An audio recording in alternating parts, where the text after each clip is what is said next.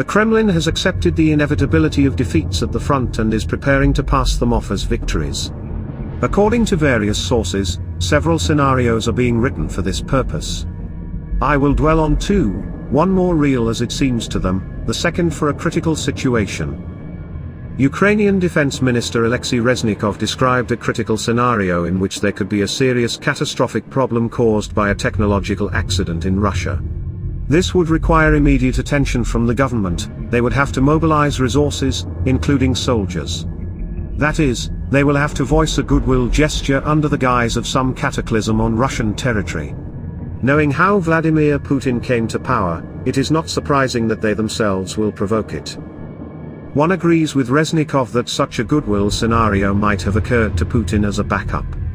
This is a last resort scenario if the Ukrainian counteroffensive gets the situation completely out of Putin's control.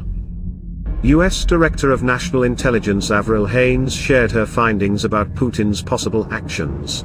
Despite the Ukrainian accusations that the Kremlin is trying to eliminate Putin through drone attacks on the Kremlin, Haines said that according to the current assessment of the intelligence community, Putin's use of nuclear weapons is very unlikely.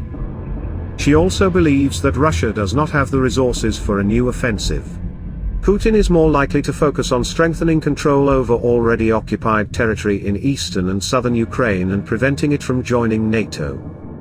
Russian propaganda has already begun to prepare Russians for a Ukrainian counteroffensive. The Putin administration instructed the media not to underestimate expectations of the announced Ukrainian counteroffensive with NATO support.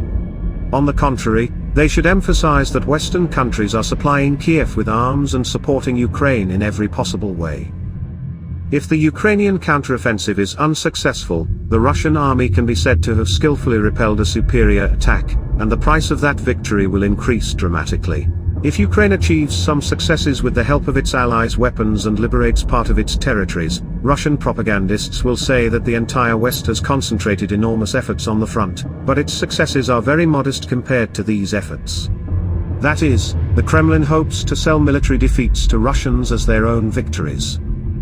Of course, here I would like to say that Putin has already moved to the stage of accepting the inevitable, but let us not engage in self-deception. For now, the Kremlin is still far from acknowledging the need to withdraw from all the occupied territories.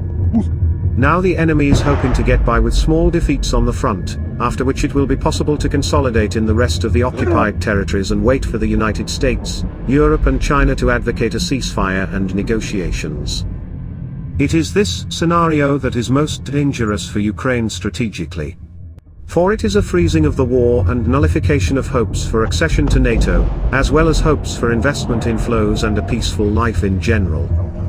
Ukraine's armed forces have already thwarted all previous Kremlin scenarios. Let's trust that they will thwart this one as well.